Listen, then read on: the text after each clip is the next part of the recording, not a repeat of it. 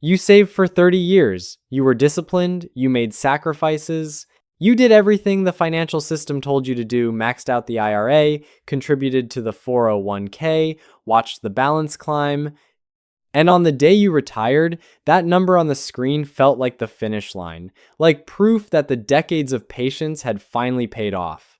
What nobody told you is that the IRS was also watching that balance grow. And the moment you start pulling from it, they have a system quiet, mathematical, and completely legal that will extract far more from your retirement than you ever agreed to pay. Not through audits, not through penalties. Through a sequencing trap so well disguised that most retirees don't discover it until they're already inside it.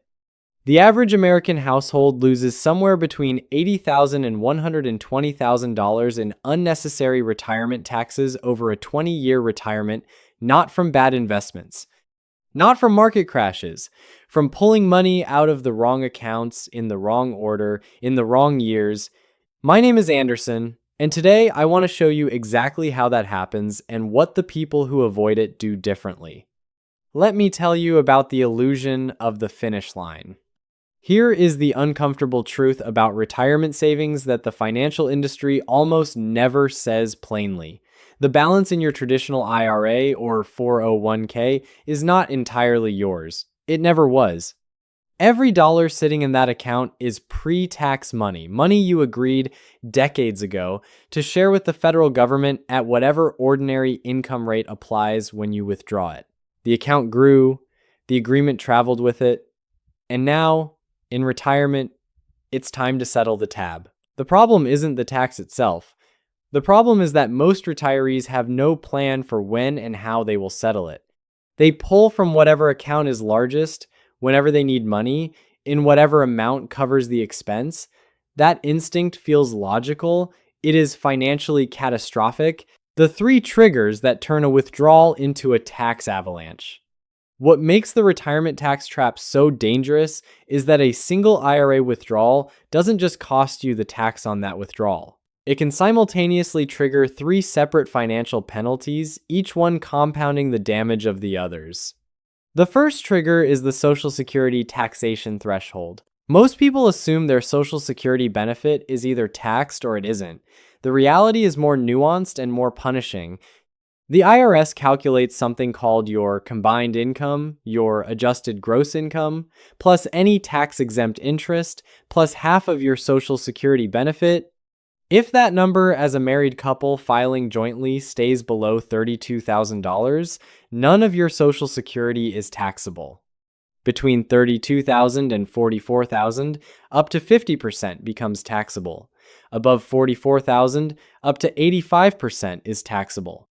Here is where the trap snaps shut. Those thresholds haven't moved since the 1980s. They were never indexed to inflation, which means a retirement income that would have been comfortably below the threshold in 1995 now sits squarely inside it. And when you pull $20,000 from a traditional IRA to pay for a home repair or a family trip, that withdrawal doesn't just cost you the tax on $20,000. It pushes your combined income upward, drags a portion of your Social Security benefit into the taxable column, and suddenly you're paying tax on $35,000 of income from a $20,000 withdrawal. That gap between what you pulled and what you're taxed on is the torpedo. And most people never see it until it's already detonated. The second trigger is IRMAA, Medicare's income-related monthly adjustment. In 2025, if your modified adjusted gross income from 2 years prior exceeds $106,000 as a single filer, or $212,000 as a married couple, your Medicare Part B and Part D premiums increase in tiers. Each tier can add several $100s per month per person, and the threshold operates as a cliff. $1 over the line costs you the full surcharge for the entire year. What makes this particularly disorienting is the 2-year look back. The large IRA withdrawal you make today shows up in your Medicare bill in 2 years. You've already spent the money. The consequence arrives when you've forgotten the decision that caused it. The third trigger is required minimum distributions, and this is the one that turns a manageable situation into a permanent one. Starting in your early 70s, the IRS requires you to withdraw a government-calculated amount from your traditional retirement accounts every single year, whether you need the money or not. The larger your pre-tax balance when those distributions begin, the larger the forced withdrawal and the more unavoidable the tax consequences become. A retiree who spent their 60s leaving a large traditional IRA untouched, assuming they were letting it grow, arrives at 73 with a balance that generates RMDs large enough to push them into higher tax brackets, make most of their Social Security taxable, and cross IRMAA thresholds all at once, every year, with no way to undo any of it. 3 triggers. 1 withdrawal. A tax bill that bears almost no relationship to the amount of money you actually spent. This is why smart people still get this wrong. This mistake doesn't happen to careless people. It happens to disciplined ones, people who followed every rule during the accumulation phase. Save more, defer taxes, let it compound. Those rules are correct for 30 years of working life.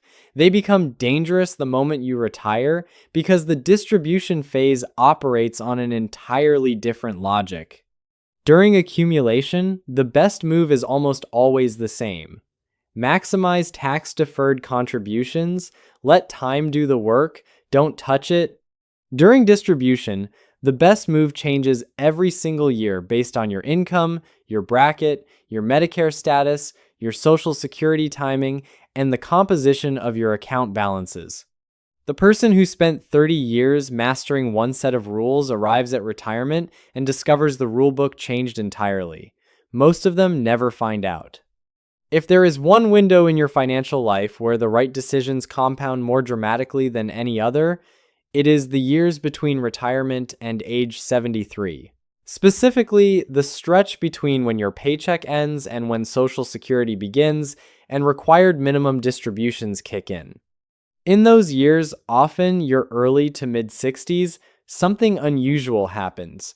Your taxable income drops significantly, you're no longer earning a salary. Social Security may not have started yet, especially if you're delaying it to maximize your benefit. RMDs haven't begun.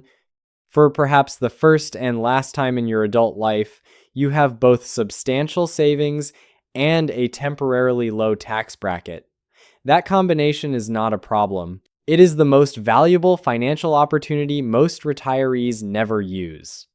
The people who avoid the $100,000 mistake use that window deliberately. They pull their living expenses from taxable brokerage accounts first, regular investment accounts where long-term gains are taxed at capital gains rates rather than ordinary income rates. In 2025, a married couple can realize up to approximately $96,700 in long-term capital gains at a federal rate of 0%, provided their ordinary income remains low enough. They are funding their retirement and paying almost nothing in taxes to do it. Simultaneously, they begin converting portions of their traditional IRA to a Roth, not because they need the money, but because the tax brackets are cheap right now and will not stay that way. They convert enough each year to fill the 12% bracket, sometimes carefully into the 22% bracket, without crossing the Social Security thresholds or approaching an IRMA tier. Every dollar converted now is a dollar that will never generate a forced RMD. Every dollar that moves into the Roth is a dollar that will never appear in the Social Security combined income formula. They are systematically dismantling the landmines while the cost of doing so is still low. The Roth, they protect entirely. They let it compound, untouched, accumulating tax-free growth for years.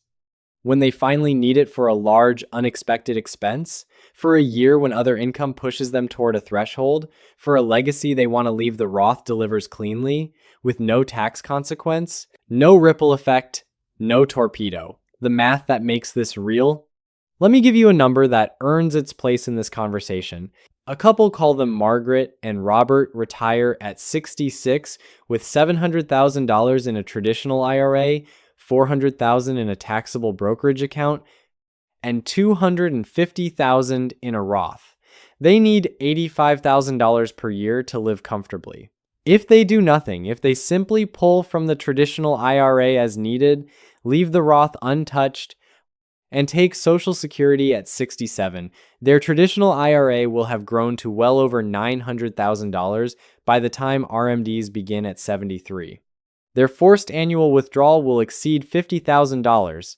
Combined with Social Security, their taxable income will consistently sit above the $44,000 combined income threshold, meaning 85% of their Social Security benefit is taxable every year for the rest of their lives.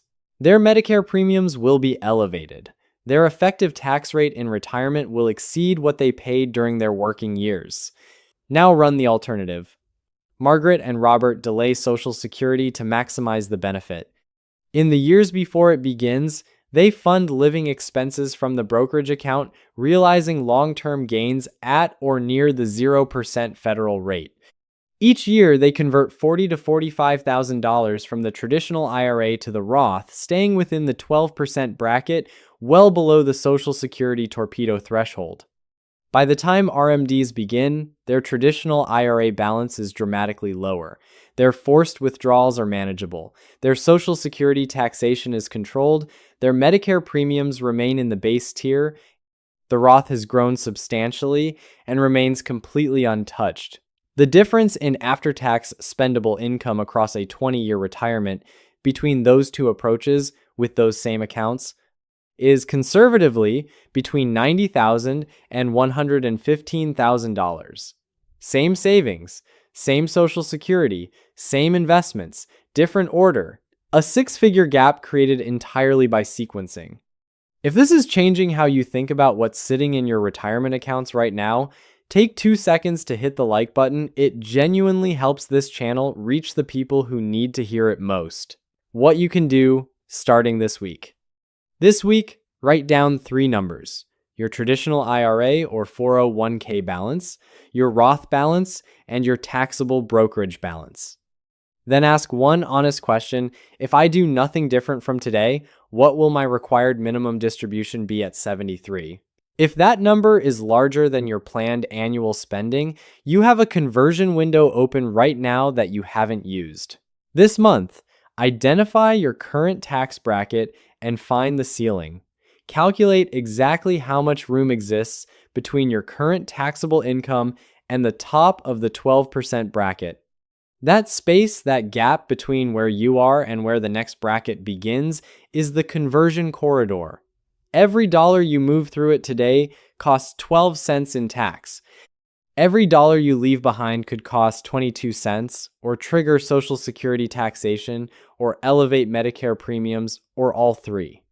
This year, sit down with a fee-only fiduciary financial planner or a CPA who specializes in retirement income planning. Bring your account balances, your Social Security estimate, and your projected annual spending. Ask them one specific question. What is the optimal Roth conversion amount for my situation in each of the next 5 years? That single conversation, properly executed, is worth more than almost any investment decision you will make in retirement. Before I go, let me leave you with this. I want to come back to where we started. You saved for 30 years. You made sacrifices. You watched the balance grow. And you deserve to spend that money, all of it, as close to all of it as the law allows on the retirement you built it for. The $100,000 mistake isn't made by people who were reckless. It's made by people who were careful during the wrong phase, who applied accumulation rules to a distribution problem, who trusted that the account balance on the screen was the number that mattered, without understanding that the number that actually matters is what remains after the IRS has taken its share, and that share is negotiable within the law, if you understand the sequence. The couple sitting calmly at that kitchen table, the one whose tax bill is manageable and whose money is lasting, they didn't get there through luck. They got there because someone showed them that retirement income isn't just about how much you have, it's about which dollar you spend, from which account, in which year, at which tax rate. That is the only question that separates a retirement that works from one that quietly costs you everything you didn't know you were paying. I'm Anderson. I'll see you in the next one. And if you're actually getting something from these videos, consider subscribing. I make one every week and I try to make every single one worth your time.